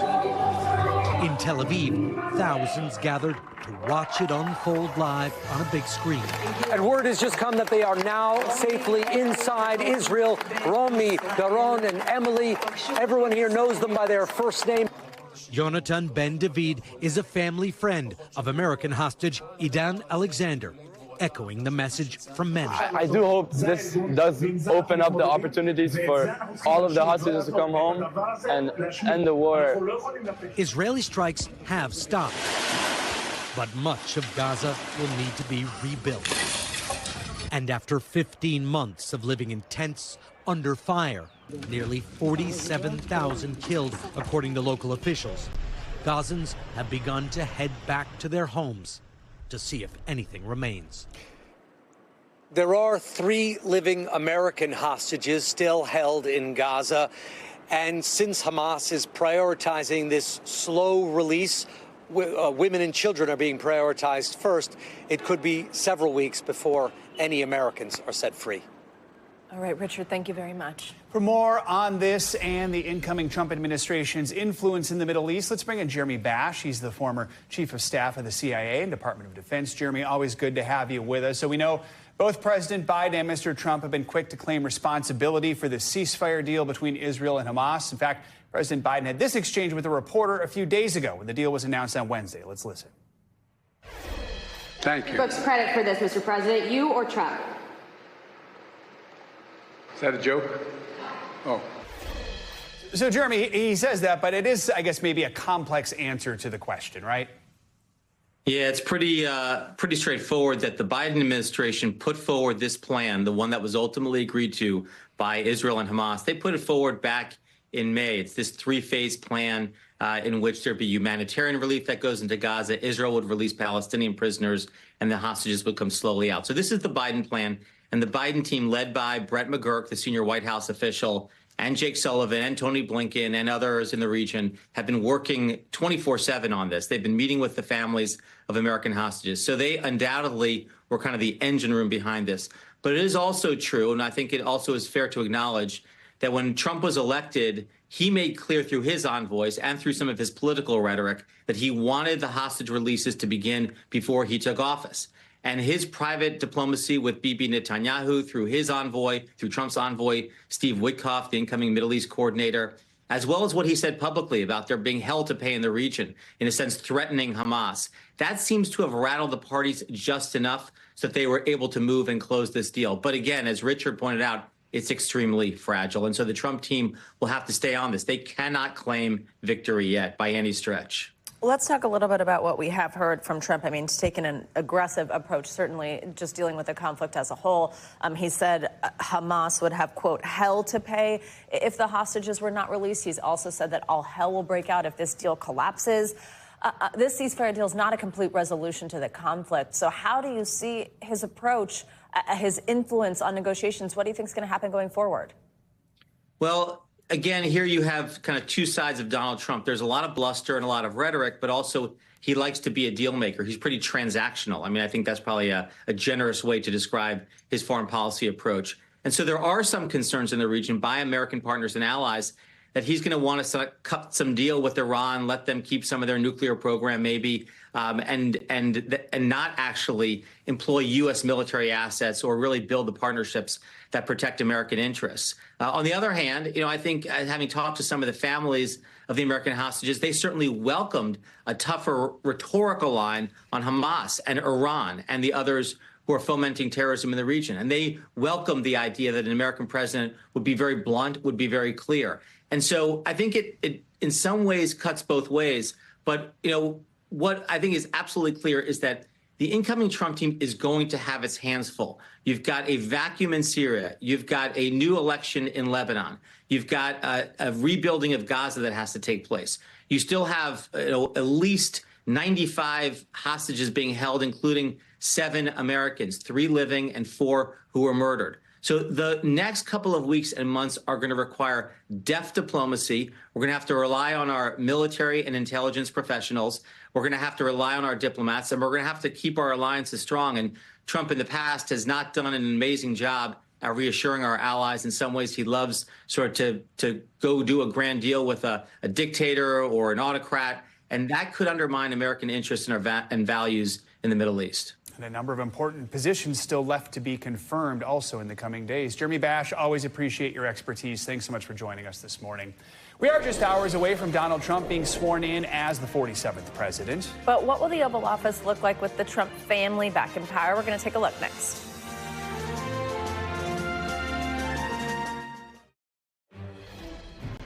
back now with that breaking news. With just hours remaining in office, President Biden has issued several preemptive pardons this morning. They're designed to preemptively protect people that President-elect Trump had previously threatened. Yeah, those pardoned include former Joint Chiefs of Staff Chairman Mark Milley, Dr. Anthony Fauci, and members of the committee that investigated the January 6th attack, as well as witnesses who testified before that committee. NBC News senior legal correspondent Laura Jarrett joins us now with more on this. So just walk us through. We gave you a little bit of the list there. Who's on this and what's some of the reasoning we're getting? Yeah, guys, typically pardons are used for people who have committed crimes or at least suspected of committing crimes. Here, this is done because of the incoming president's attacks on these individuals, perceived enemies, if you will, including General Mark Milley, of course, Liz Cheney, somebody who was a vocal face of the January 6th committee, and then, of course, Dr. Anthony Fauci, who led the Trump administration's response to the coronavirus pandemic. All people that President-elect Trump has attacked by name. Of course, Milley even suggesting he deserved the death penalty. We've all heard the attacks against Fauci and Cheney.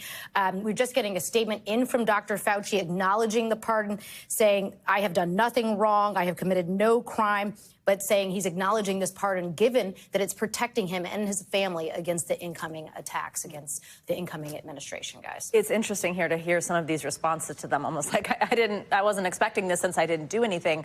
Remind us kind of like the sweeping nature of the power of a presidential pardon. Like, now can Trump go after these people since this has happened? He at least can't use the Justice Department and wields the levers of like the federal national law enforcement against these individuals. He can still hold committee hearings and make their lives very difficult with his allies in Congress, but he can't use the FBI and those powers against him. Again, this is incredibly rare. You do not see preemptive pardons. It's been done before. The pardon power is extremely sweeping, and so there's nothing to stop the president from doing this. This is what he's doing in his remaining hours. It's an interesting signal he's sending. And we're looking ahead. This could be a day of pardons, perhaps. We have pardons from the outgoing president. We could see more pardons from the incoming president. You're keeping an eye on, right? As soon as he is sworn in, his powers of the pardon and the power of the pen, if you will, begin immediately. He can do that with the members of the January 6th riot. We know he's floated that in the past. A reminder, we'll see them together in a limousine ride very shortly as this all happens. Yes. All right, Laura, thank you so much. Appreciate it. Yep. Now, with Mr. Trump now set to become president once again, there will be a fresh focus on the roles his family will play this time around. Yeah, Mr. Trump's children are expected to attend inaugural events this morning. But that's where the road to Washington ends, actually, for most of the Trump family. NBC News Chief White House correspondent Peter Alexander joins us to explain. Peter, good morning. Joe, Savannah, good morning to both of you. The president-elect's first term, of course, was very much a family affair. His daughter Ivanka and her husband Jared Kushner then joining him here as senior advisors. Other family members, of course, playing prominent roles on the campaign trail. But this time around, Donald Trump heads back to the Oval Office with a much smaller entourage. With President-elect Trump from the start, the old and new first family now front and center at celebratory inaugural events this weekend. Here we are in Washington, D.C. Sons Don Jr. and Eric Trump, by their father's side throughout the campaign, remain unofficial advisors. Ivanka Trump and husband Jared Kushner, fixtures in his first administration with their own West Wing offices, will sit this term out. The number of Trumps expected to live or work in the White House for round two, just two. The president-elect and the first lady. Melania Trump's first tenure was unconventional, not moving into the White House when her husband was inaugurated in 2017, instead choosing to stay in New York while their son Barron finished school. Her public appearances initially limited, rolling out her Be Best campaign, which she's promised to continue. Mrs. Trump largely absent from the campaign, last fall releasing a series of videos promoting her memoir, Melania. That all women possess from birth, individual freedom. And signing on to executive produce a documentary about her life due out this year. Her second White House stay likely more routine. This time I have everything. I have the plans. I could move in. I already packed. Offering hints about the role she'll play. I'm standing on my own 2 feet, independent. I have my own thoughts. I have my own yes and no. I don't always agree what my husband is saying or doing. And that's okay. Sometimes he listens, sometimes he doesn't, and that's okay. As President-elect Trump assembles a list of senior staff, his children are absent. I said, that's enough for the family. You know why? It's too painful for the family. My family's been through hell. The main reason I am not going back to serve now is I know the cost, And it's a price that I'm not willing to make my kids bear. During a recent podcast appearance, Ivanka Trump called the presidency the world's loneliest position and reaffirmed her decision to stay on the sidelines. I love policy and impact. I hate politics. And unfortunately, the two are not separable. You know, there is a darkness to that world that I don't really want to welcome into mine. Despite a brief appearance at the RNC, Tiffany Trump, the president's only daughter from his second marriage to Marla Maples, will also remain out of the spotlight. When Barron first arrived in the White House in 2017, he was just a boy, now a young man, who his dad credits with a podcast-centric strategy that helped him win over young male voters. I mean, he tells me about all the hot guys, people I never heard about dead. That guy is hot. But a Gen Z Trump may be more visible. I'm a Trump too. Donald Trump Jr.'s daughter Kai, who supported her grandfather at the RNC, has become a social media star, a college-bound golfer with more than 800,000 followers, giving the next generation of voters a front-row seat to her inaugural experience. We're looking forward to the next 4 years, and God bless America. Those close to the president-elect and his family tell NBC News that the absence of family members from senior roles this time around is in part because the Republican Party is now fully in sync with the incoming president, and the Trump family has a deeper trust in his governing partners and the political advisors surrounding him. Joe and Savannah. All right, Peter, thank you. Let's bring in presidential historian Alexis Coe. She's a fellow at bipartisan think tank New America and the author of You Never Forget Your First, a biography of George Washington. Love the title. Alexis, good morning. Today's ceremony it marks the peaceful transition of power from one administration handing off to the next. Put this in context for us, just the importance, the role it plays in American democracy. I think no matter where you stand on the political spectrum and no matter who you voted for, the inaugural address is an important event in our nation, in the present, and it will be in the future when we reflect on it. There's nothing like watching it live because it tells us what the president's agenda is and also his vision for the nation. Let's talk more about the inaugural address because it will obviously go down in the history books. It'll set the tone for the next 4 years.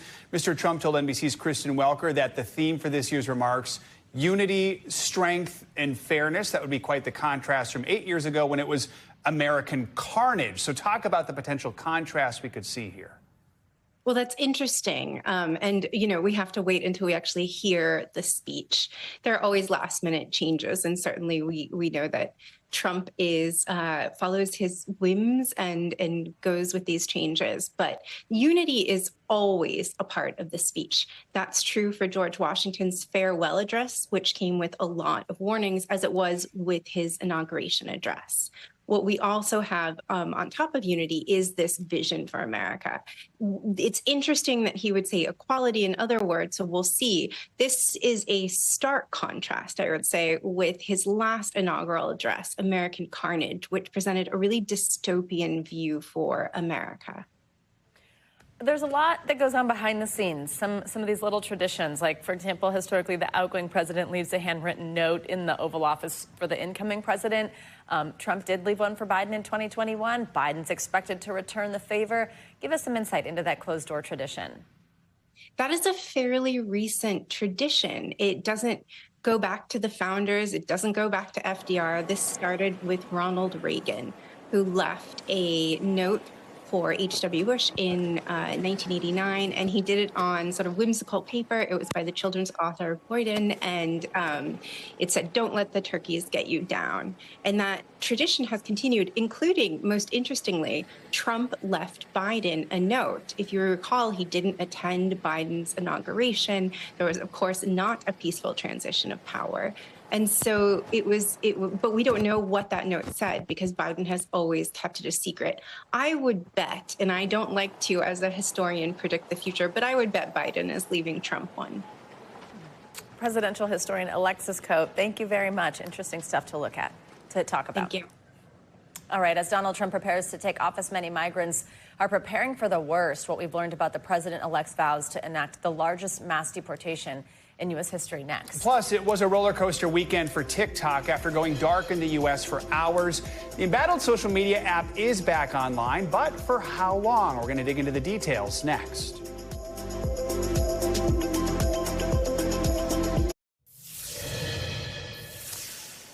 All right, you are looking at live pictures right now from Washington, D.C. As you could maybe say, the inauguration events of the day are now officially underway. You can see everyone moving from the Blair House, which is where the president-elect Donald Trump and his wife have spent the night. They're preparing to head to a church service, which will precede the events taking place later on today. Right. We expect to see them when they arrive at the church. We did not see them as they left Blair House. Sort of the exit there was covered as they got into the car. We will, of course, keep you posted on the movements of the Trumps and the Bidens throughout the morning. Continuing with this story, immigration officials plan to launch a major enforcement operation targeting migrants for several days following the inauguration today. That's according to a document reviewed by NBC News and a person familiar with the plans who spoke with NBC News anonymously. The raids are expected to take place over the course of several days. It comes as President-elect Trump vows to enact the largest mass deportation in U.S. history on day one of his second term. By the time the sun sets tomorrow evening, the invasion of our borders will have come to a halt, and all the illegal border trespassers will in some form or another be on their way back home. And in a moment, we're going to speak with NBC News Homeland Security correspondent Julia Ainsley. But right now, you are looking live as President-elect Donald Trump gets out of that van there and makes his way in to the church for this morning's service. It is a tradition among presidents that dates back to FDR. This is taking place at St. John's Episcopal Church. 12 inauguration services have been held at this church over the years, though notably not President Biden. He chose to have Mass at a Catholic church. That's right. 7 presidents in those 12 services have had to this exact church. This church was also the scene of some looting and some damages during Black Lives Matter protests. This is where we had seen a then President Trump hold up a Bible outside of the church. But you'll see the Trump family here head in for these services.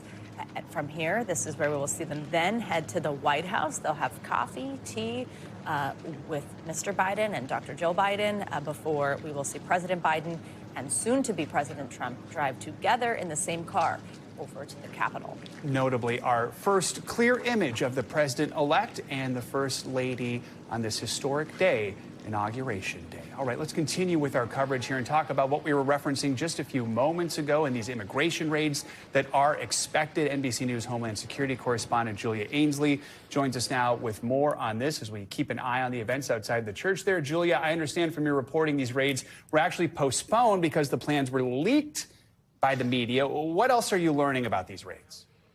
Well, yes, NBC was one of those news organizations that did get a heads up about those plans in Chicago. And as we've understood it now, they've postponed it. That doesn't mean that they won't do this enforcement action, but we don't expect Chicago to be the very first city targeted for these mass deportations. The plans, as we knew them, were to start Tuesday very early in the morning, looking around 3 a.m. to 7 a.m., and then continuing over a week. Now we understand they're looking at other cities, potentially the D.C. area, which we've also reported on, including Northern Virginia. They're looking at Philadelphia, Denver, Los Angeles, which of course would obviously come with some backlash given the wildfires there. And we also understand that Trump talks to New York City Mayor Eric Adams. And so these are all places that could be potential first moves for the Trump administration. Now, we've reported Tuesday, mainly because the people who are holding these plans aren't even arriving at DHS to start their jobs until 9 a.m., 15 minutes from now. And immigration raids are typically done in the early morning hours, just as you would see any law enforcement operation when they're trying to find people who are in their homes.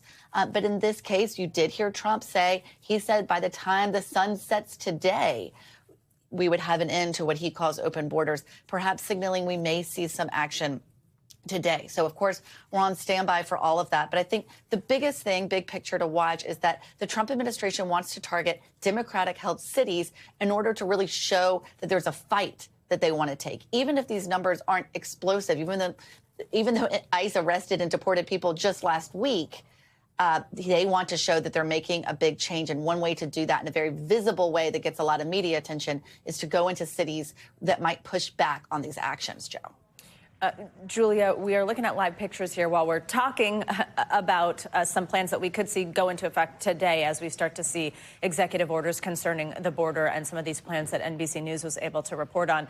But you're looking at live pictures right now of the church service that's about to get underway. St. John's Church, this is just a short walk away from the White House. We just saw many of the Trump family members head inside, including the soon-to-be president and his wife. It also looked like we saw Ivanka and Jared Kushner, as well as Tiffany Trump, on their way into this church. Inauguration Day tradition since 1933, since FDR, a church service happening before the presidents are to meet. President Biden and soon-to-be President Trump will be together after this service when the Trumps head over to the White House. Julia, let's keep talking about this, though, because it is important in action that we could see happen quite quickly into a Trump presidency. A big piece of news here, and I know over the weekend on Saturday when our Kristen Welker got to speak to Mr. Trump, he would not confirm on the phone what cities and kind of said, I'm not sure that we want to say. But your source said that Chicago will not be the first city to see Trump's mass deportation to begin. Do we know where this might start? Well, yes, and we know that those cities where it could start would be Philadelphia, Denver, Los Angeles, the D.C. area, and potentially New York City, where they would go in with the cooperation of Eric Adams, because we know Trump talks to Mayor Adams there. So that's widespread. It really shows that they want to go into major metropolitan areas.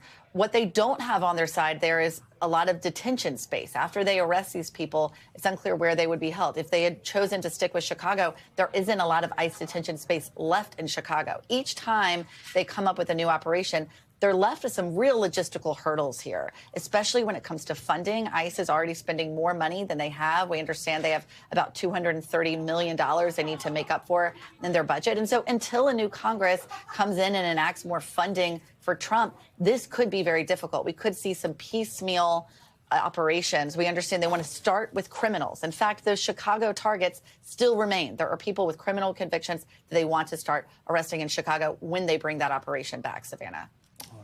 Julia, thank you so much for your reporting. We know you're going to stay on this in the coming days. We appreciate it. Turning now to the ban on TikTok that didn't even last 24 hours over the weekend. It was a roller coaster of emotions for the 170 million TikTok users all across the country. The app started to go dark for users on Saturday, but was back online just the next day after President-elect Trump said that he will work to keep the platform up and running. Savannah has been covering this story from the very start and through the weekend. An eventful weekend. Quickly walk us through what we saw happen, because so much of it hinged on the man who's inside that church right now, St. John's Church, ahead of his inauguration today. That's right. And again, it's certainly topical today because we think that there's a good chance we're going to see some action today in writing, a formalized executive order from the soon-to-be president on this. I'll get to that in just a minute. But yeah, this weekend, I mean, it really was this just roller coaster of a weekend, flip-flopping here. The app went dark with a notification to users saying our faith is in President Trump, saying President Trump is going to help us find a long-term solution here. And then when it welcomed the 170 million users back, it also credited President Trump. They are already calling him President Trump with essentially saving the app here. So in terms of what we could see from the soon-to-be president, we do anticipate an executive order on this today. He has said he thinks it would happen on Monday. Last night, he had this rally where he talked actually pretty extensively about TikTok, first referencing just how much he likes the app, essentially how popular he was in the app, but he did credit it with really helping him, a conversation we had earlier this morning with the youth vote, which he certainly did. I mean, he saw such a spike in the youth vote compared with the last election, and he says a lot of that had to do with TikTok. He also had said in a statement explicitly he wanted this thing back on so Americans could see our exciting inauguration, was the language that he used. With an executive order, he's now laid out a little bit of a plan here. He wants 50% ownership. That's very interesting because ByteDance has said the thing's not for sale. We're not selling TikTok. They have wanted to retain ownership. That's its parent company. With a 50% sale and with Trump involved, does that mean that they go for that? But then, Joe, the big thing there that remains are the national security questions. If ByteDance owns 50% of this app, what does that mean in terms of data manipulation or China seeing American user data? How are those concerns mitigated if this company is still involved? And that's what's noteworthy is that Congress, in bipartisan fashion, something we rarely see these days, actually did approve this because of those national security concerns. Right. And those have not gone away. So the question is, how are those going to be addressed? Or we hit a point where no one seems to care to address them right now. It's a really good question because, I mean, let's talk about the Biden piece of this. They had full reign to enforce this on Sunday. I mean, it was extremely explicit in the law, a literal countdown to Sunday to be the day that this law was enacted. And yet the administration said, we don't want to do that. We are not planning to do that. You know, I mean, I think it's notable. It's his last day in office. Maybe he doesn't want that to be one of his last acts and a part of his legacy. But they certainly could have enacted it. And it definitely begs the question. Our sources said DOJ was not super happy about that decision. How and why do you come to the conclusion to not kick this law into effect if the national security concerns were that grave that it had such bipartisan support? For Trump's part, he says he is going to look at that. You may remember, Joe, of course you remember back in 2020, it was kind of his idea. He started this whole thing. We should ban TikTok. He signed an executive order saying as much, which was then blocked by a court order. But what exactly does he do about that? He says he's going to take a serious look. He recognizes that it is an important piece of this puzzle, but it's yet to be seen exactly how that all comes to be and how those concerns are abated. And of course, that executive order could be signed as early as today. One of many things we are expecting from the president-elect, who will soon become president in the next few hours. You are looking right now live at St. John's Church, where the pre-inauguration church service is taking place right now. As you've probably guessed, we don't have cameras inside there live to bring you that moment, but we do expect then the president-elect and his wife and family will emerge from the church and then eventually make their way to the White House, where they will have tea and coffee with outgoing President Biden and the First Lady, Dr. Jill Biden. That's right. We were just talking about TikTok. I mean, these tech executives, they're really taking on an importance here today, as well as in the Trump administration. And today, when President-elect takes that oath of office, he's going to be surrounded by family, of course, by elected officials, former presidents. And just to make a point here, Elon Musk. Yeah, the billionaire has had a roller coaster of a relationship with Mr. Trump, but now he's actually part of the president-elect's inner circle as he prepares to return to office. NBC News Daily anchor Kate Snow takes a look at what we can expect from Musk during this Trump administration. Come here, Elon! At a rally in Washington last night, Elon Musk appearing with his son. And X is with him, X. He's a very enthusiastic supporter, as you can see. President-elect Trump routinely praises Musk. Elon's doing a good job, very smart guy. The clearest mission for Elon Musk, running an unofficial Department of Government Efficiency. Your money is being wasted, and the Department of Government Efficiency is going to fix that. Musk initially pledging to cut the annual federal budget by a third, slashing $2 trillion. More recently, dialing back expectations. I think if we try for $2 trillion, we've got a good shot at getting one. It's unclear how much access Musk will have to the president day to day, but the New York Times reported last week Musk is seeking an office next door to the White House in the Eisenhower Executive Office building, citing two people briefed on the plans. They're going to provide a briefing of the Palisades fire. Musk has weighed in on everything from the fires in Los Angeles to international affairs, education, and immigration. On Christmas, posting on X in support of a program that provides work visas to skilled workers, writing, "I will go to war on this issue." That drew anger from MAGA loyalists like Steve Bannon, who told an Italian newspaper Musk is self-serving and, quote, a truly evil guy. There are questions about how long Musk will remain in Trump's inner circle, given the history of turnover among his advisors, and questions raised by ethics experts, since Musk's companies have billions of dollars in contracts with the U.S. government. SpaceX alone expects to earn $20 billion in federal business over the next 4 years, according to FedScout. NBC News reached out to Musk for comment and did not receive a response. Trump dismissing any conflicts of interest for Musk, telling Time, "I think that Elon puts the country long before his company." For that report, or thanks to Kate Snow for that report. So tech billionaires aside, Inauguration Day is filled with plenty of traditions, from the presidential address and parade to the inaugural ball and the swearing-in ceremony. But when President-elect Trump takes the oath of office today, things will look a little different than when he was sworn in 8 years ago. NBC News senior White House correspondent Kelly O'Donnell joins us now with more on today's events. Hey, Kelly, good morning.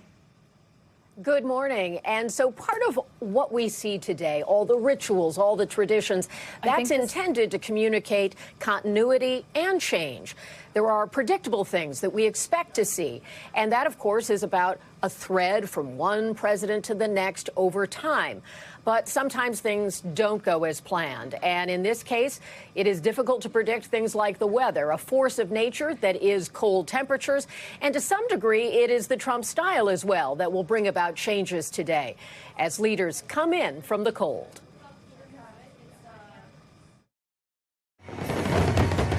A day of patriotic pageantry around a new but returning president. I, Donald John Trump, do solemnly swear. The same solemn oath today delivered with a rare break from tradition. I'll be representing you as your 47th president of the United States.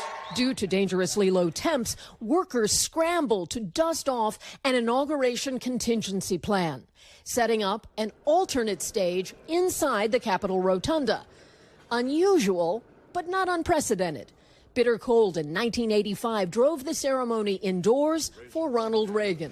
Preserve, protect, and defend. Dignitaries squeezed shoulder to shoulder. We stand again at the steps of this symbol of our democracy, or we would have been standing at the steps if it hadn't gotten so cold. Now we're standing inside this symbol of our democracy. The second straight inaugural without a sea of spectators. Last time restricted for COVID and the aftermath of January 6th. And at this hour, my friends, democracy has prevailed. Today's other big change, a new event site using Washington's Capital One Arena, where a fraction of original ticket holders can view the ceremony and his speech. One expected theme. It's going to be a message of unity. An effort aided by other presidents, the Bidens, the Clintons, Bushes, and Barack Obama, but without Michelle Obama. We'll watch him take the oath. 4 years ago, the Trumps refused to attend Biden's inaugural. No outgoing president had ever done that. So, have a good life. We will see you soon. Thank you. Thank you very much. I think these former presidents are very keenly aware of how important it is that they have these public gestures. And I really do think that he, in his heart of hearts, wants to be part of that president's club. Inaugural tradition has often shined with star power. This year, expect more celebrities than 2017 and a range of music at parties and events, from country to rap. God bless the broken road. Rascal Flatts, Snoop Dogg, and Nelly, with 8-time Grammy winner Carrie Underwood at the ceremony. Every inaugural has the stamp of the president who is coming in. Take a look at the inaugural today, and you will get an awful lot of clues to Donald Trump's leadership in the next 4 years. But the show won't go on for the traditional parade. Instead, a detour to the arena where some participants will be recognized, including first responders from Butler County, Pennsylvania, site of the July assassination attempt. Then capping the big day, a night of parties with 3 official inaugural balls. A moment for the first couple's dance. A second start in Washington, weathering this season of change. And so times do change when it comes to the gala black tie events, too. So as an example, there were 14 inaugural balls for Bill Clinton's second term, 3 official balls this time. And as far as big numbers, the Trump-Vance inaugural committee says it's on track to raise a record $200 million used for the related events and the operations of the inauguration. And then if you think they're going to party enough, the celebrations will shift from party mode tomorrow morning with an interfaith national prayer service, and that'll be at the Washington National Cathedral. All right, Kelly, thank you so much. Appreciate your reporting. That is going to do it for this hour of Morning News Now. It is a big morning. Things are just getting underway. Don't go anywhere. The news continues right now.